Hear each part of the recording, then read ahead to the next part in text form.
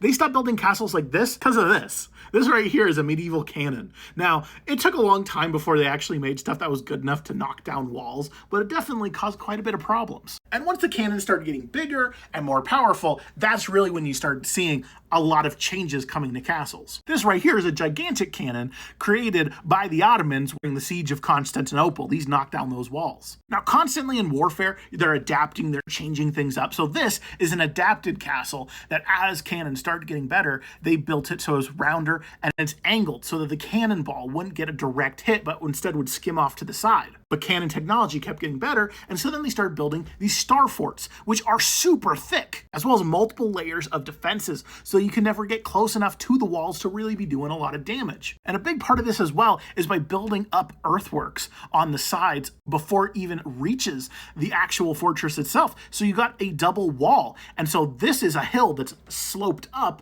and then there's just a little tiny bit of the castle that'll stick up above it, a little bit of the fort, and then they can fire their cannons, but it's really hard for the enemy to actually hit it. And there's a lot of different variations of these star forts. All of them are very cool, but like, look how thick that is. That is a super thick wall, super angled, so it's hard to be able to get a good cannon shot. And then plus, there's also defending fields of fire, so that it's harder for people to get up there.